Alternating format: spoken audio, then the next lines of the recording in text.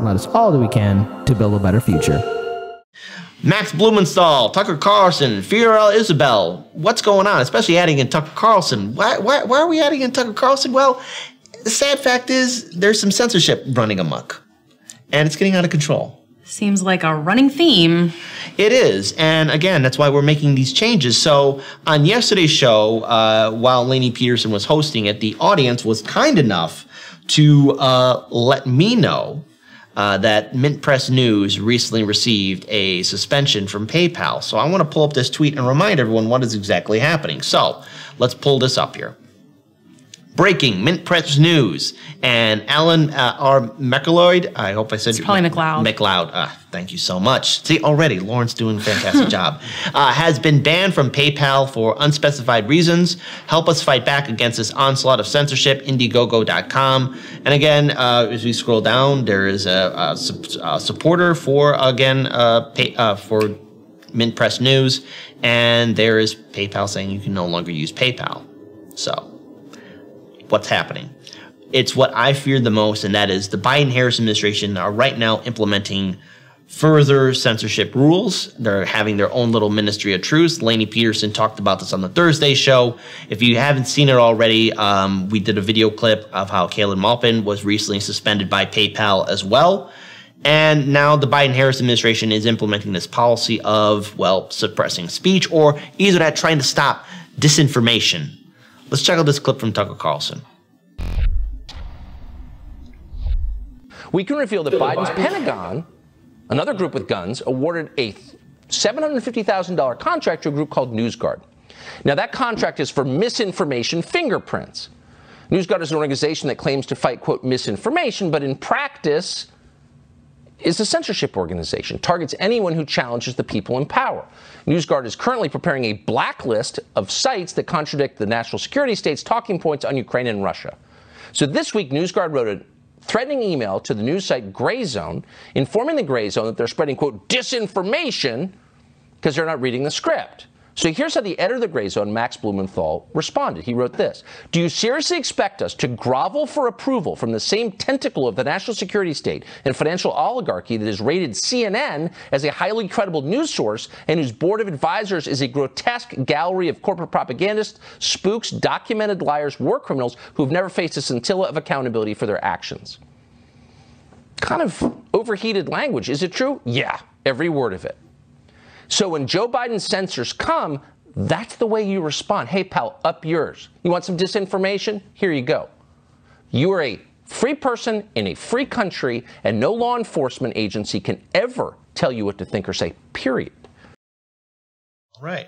It's like that meme, you know, the worst person you know has made a good point. Like, it's like, oh no. Well, the thing is, when we look at, again, this entire path that we are on, especially with the aftermath of January 6th, you know, it's gotten worse for independent media. And it's not only just hard lens media. We received 6 strikes. And each time, with our audience, with our allies in independent media, we were able to get those appealed. And the thing is, it's hard to recover even after your first strike. And we've got them continuously. 6 strikes. There are other channels that have gotten it worse than us that are still shadow banned or demonetized. And there are people who have teams that they have to take care of. It causes me to wonder, you know, at this point, I'm willing to, if anyone's going to fight for free speech, I don't care if you're Tucker Carlson, I don't care if you're Max Blumenthal, it doesn't matter who you are. If you're going to be fighting for free speech and you believe in it, get your voice out there, because it's starting to get worse. Have you been recently following along with this whole thing that's been going on with the Biden-Harris administration, how they're trying to, again, implement or stop social media from giving out quote-unquote disinformation? Yeah, so it's one of those things that on paper, it's like, okay, we're trying to prevent people from putting out information that is going to hurt other people, which, okay, that sounds great. Like that sounds noble even. But a lot of the time it's like, it's questionable about how they are actually going about it, and just complete shadow bans and not letting people at least say their piece, especially if their piece is just an opinion. And like they say straight up, this is what I feel, this is what I believe. It's like, they absolutely can't keep coming down on that. That's ridiculous. And like all of the PayPal is like now getting in on this. And I'm like, PayPal, back off, like stay in your lane. Just a little bit, you know, it's, people do have the right to say what it is they want to say. And again, there's been a Supreme Court case about it. It's like, as long as it is not actually infringing on the rights of other people, you can say what you want to say. Right. Like, as long as you're not actively causing harm and actively infringing on other people's rights, you know, don't promote murder, essentially, and, you know, don't tell someone to go set a cross on fire in someone's life. Like, don't do things that are actively, you know, acts of terrorism, but then otherwise you're okay. And it's sort of like, I think it was a Voltaire quote, you know, I don't believe in what you say, but I'll defend to the death your right to say it. And I think that should still hold true today with all of this. It's like, I do not agree with pretty much anything that comes out of, say, Tucker Carlson's mouth. I think a lot of it is kind of dangerous, but like, he has a right to say it out loud. Exactly. And I think these are words that we can all agree with. And unfortunately, especially with, I'm just want to use Harlan's Meat as an example. When we talked about 2 stories about whistleblowers, YouTube hit us. When we talked about how CNN was smearing Joe Rogan, YouTube smeared us and said, oh, we're giving out medical misinformation. Then when Kira did a story about a scandal happening at Pornhub, YouTube said that there was dangerous imagery in the video. And the only thing Kira was reading from was from an article. There was no imagery, no video playing, nothing. She was reading an article, actually 2 different articles from that. And that was a video from 2 years ago. The 5th time we got hit, I had a video saying that Jimmy Dore was right about the Justice Democrats and how they're failing us. And the 6th video that got us hit was what happened at January 6th. And YouTube was saying, oh, well, you said somebody wasn't president, which is something we never said. There we go. But anyways, I had to get that off my chest. But this is the environment we're in, and it's going to get worse. So I want to pull up this video here from the outstanding Fiorella Isabel. She's been a guest on our show. She's also the host of the Convo Couch. She's part of the Mikatsu Casa Network. Let's hear what's going on.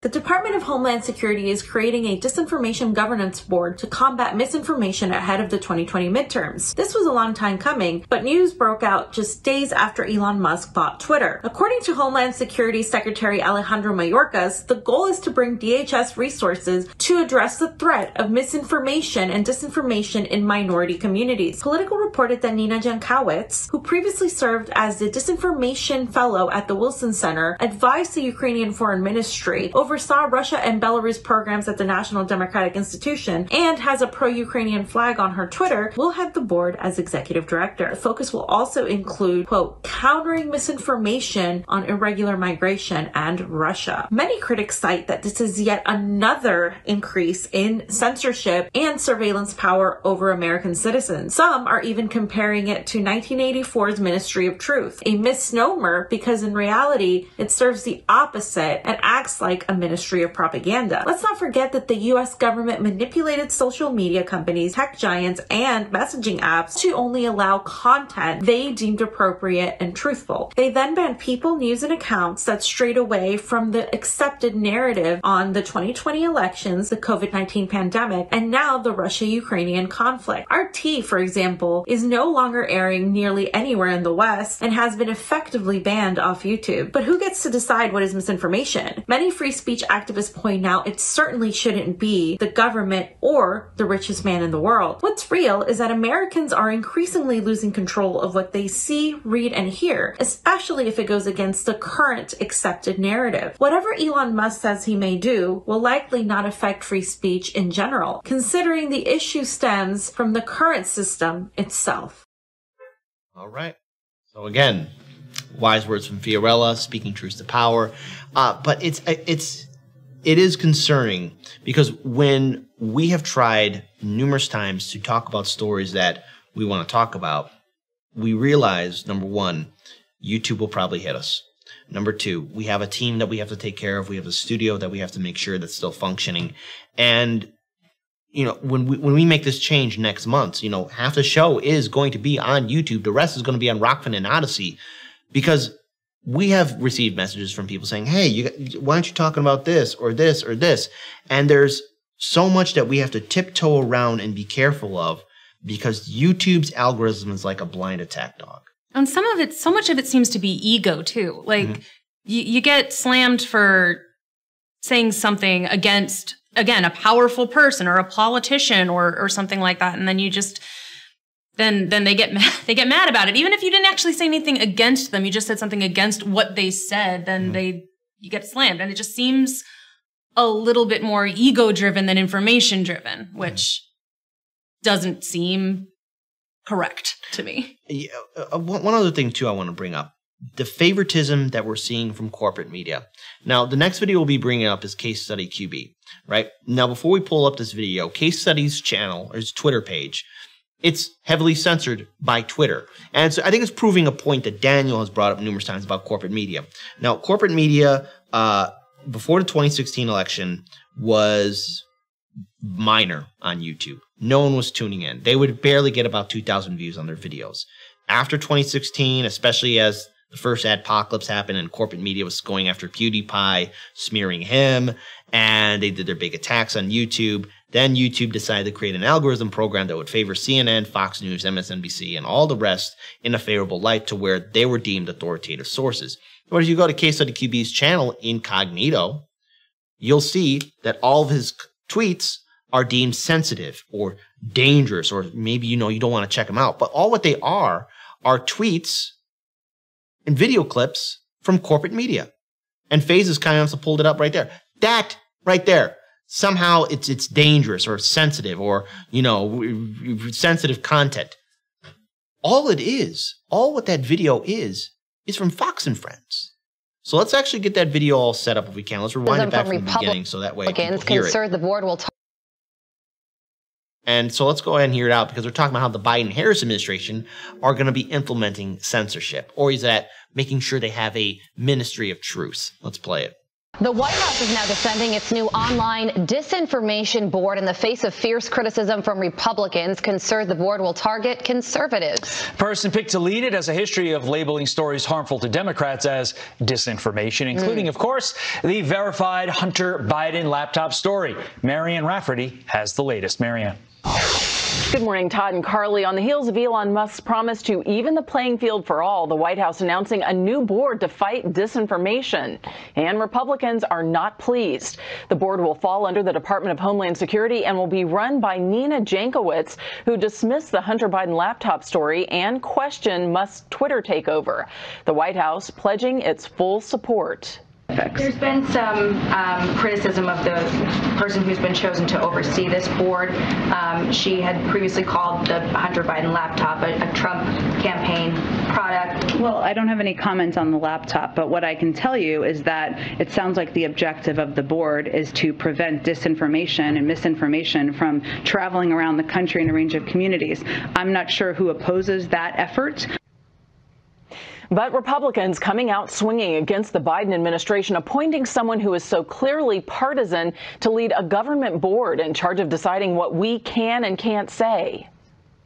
The person in charge of the Disinformation Governance Board is the same individual who told us the dossier was real and the Hunter laptop story was false. That's the person in charge. That is frightening. That is scary. But this is the left. They want to control the message. God bless Elon Musk and what he's doing. This is the way we can begin to fight back. Elon Musk also calling the idea of a disinformation governance board discomforting in a tweet yesterday. Democrats now calling to make rules for unregulated social media. We need rules of the road. And look, there are going to be rules. Like I said, the only question is, will Elon Musk decide all the rules by himself in a dark room, or is it going to be the case that we're going to decide this as a country? No. And Senate Dems are also considering making Musk testify about his deal to buy the social media platform. Todd, Carly, back to you. Mary. All right, Lauren, you shoot first. Well, there was a lot in that video. Yes. The first thing that I'm a little bit confused about is that they want to make him testify about it. It's, again, he's a billionaire. They buy stuff, and you know, Twitter's profitable. I guess it's potentially profitable. I think he wants to, like, there's your answer. Like, he wants to buy something that will make him more money. Like, simple as that. I mean, there we go. You don't have to testify for that. Like, okay, that's ridiculous. I do think that rules of the road does make sense. Again, the idea and like on paper, it sounds like a really noble cause. Making sure that people are not getting bad information that will hurt them and their family and their community. But again, like it seems like the person who is in charge of it has a bad track record with at least she seems to, it sounds like more of a party line follower as opposed to someone who's going to do their own research. It's like, and that's worrying. He said scary and frightening. I'm like, I think he's blowing things a little bit up. Well, like, of course, because let's face it, the Republican Party, they're also for censorship too. They got politicians for censorship. They want it the other way, though. Yeah, they want it the other way for them. You know, they're going to talk about completely the opposite thing, and it's fine. But it's like, again, I agree with, if you're going to have a board like this, if you're going to have somebody trying to make sure that misinformation isn't hurting people, then, you know, you should have someone who is actively nonpartisan. And here's the thing too that I want everyone to remember. In 2020, when the New York Post, an outlet that is larger than Hard Lens Media, an authoritative source, they've been around, they have an entire staff of people, when they broke the Hunter Biden laptop story, Twitter and Facebook did everything they could to prevent people from not only retweeting and sharing on Facebook, but also stopping them from posting on their own individual pages or even their own, let's say they had a podcast or a media network of their own. They couldn't share it. YouTube was preventing anyone from talking about it. And then corporate media, and again, shout out to Matt Orfalea. I would gladly play that video again with CNN and MSNBC and everyone else saying that it was Russian propaganda, that it was fake news from the right, and that Trump made it all up. But what happened just a few months ago? The New York Post and Washington Post confirmed that the Hunter Biden laptop story is true. It's out there, and this is the same administration now that wants to create a quote unquote board of directors to find out what is truth and what is false. And remember, folks, it was Russiagate, weapons of mass destruction in Iraq. The list can go on and on. I could be here for days talking about how from CNN to Fox to MSNBC to CBS to ABC, how many stories they got wrong on their part, but yet they received no consequences or repercussions for their actions. And then there's, of course, let's bring in Cuomo. For example, you had Chris Cuomo helping out his brother Andrew Cuomo from his scandals. If any reporter here from Hard Lens or any staff member from Hard Lens Media did even a fraction of what Cuomo did, that's the end of the channel. That's the end of everything that we do here, because I'm willing to bet that the hammer would be dropped on us hard. Oh, yeah, for sure. Again, that comes back to, I think it comes back to how deep your pockets run a lot of the time. And, you know, it's how deep your pockets run, how much is in them, and who's in them. So I want to pull up this next article here, and this is from Catalin Johnstone. Now, again, because of YouTube censorship, I don't want to read the article in full entirety because there's going to be some words in there that will hit the algorithm for that. That's why we're going to be making the changes next month, so that half the show is on YouTube and the rest of it can be on Honestly Rockfin, and we can speak however we want. So again, you could check out all the articles and videos in the show notes description box below, but this has to deal with what's happened to Kayla Maupin as well as Mint Press News and how they were suspended by PayPal. In what appears to be yet another escalation in Silicon Valley's redoubled efforts to quash dissident voices since the beginning of the Ukraine war, PayPal has just blocked the accounts of multiple alternative media voices who've been speaking critically against the official U.S. empire narratives. Again, the list includes Kayla Maupin to Mint Press News and so many others. Just the other day, Mint Press published an excellent article by McLeod titled "An Intellectual No-Fly Zone: Online Censorship of Ukraine. Dissent is Becoming the New Norm," documenting the many ways skepticism of the U.S. government's version of events in this war is being suppressed by Silicon Valley megacorporations, including financial censorship via demonetization of YouTube videos that don't regurgitate the imperial line of Ukraine. And today, both Mint Press News and McLeod have been banned from using the payment service that many online content creators have come to rely on to help crowdfund their work. All right, and again, let's scroll down there. That is the tweet from Mint Press News. If you want to read the article in its full entirety, you could check it out in the description box below. But again, when I say that the censorship is getting real and that we have to make these changes here for Hard Lens Media, I know it seems difficult, and for a lot of you, look, it's subscribing to different platforms, but this is what we have to do to survive. There was one point in independent media, maybe for independent media, that everything was going good for us. I know in 2019, Hard Lens was doing phenomenally well. But then, after the election, things got worse. That's why we're setting up on Rockfin, Odyssey, Rumble, and so many others. I don't know, Lauren, do you have any final notes you want to add to this story? I feel like I've said what I wanted to say about it in the previous stories. It hasn't changed. We need to be able to say what is true, but what also is true is that people have to have the right to their own opinion and to be able to say it without fear of being just completely, without being demonetized, without being slammed, without being shut down, especially by a system and a administration who has far from a spotless record when it comes to these exact problems. Absolutely. I have to agree 100%. So, folks, I guess double check and triple check that you're still subscribed, and be sure to check us out on our different media platforms. I wish I could tell you it's going to get easier, but the only way this is going to stop is if people stand up together, support independent media, and more importantly, we got to get our voices out there. I'm going to continue my statement, and I hope it inspires others, but I want to see more citizen journalists all across this country. I know what that is. That sounds difficult to do, but we need more voices out there. We need independent media voices out there covering stories that corporate media won't cover. Because now more than ever, we have to stand up against the censorship.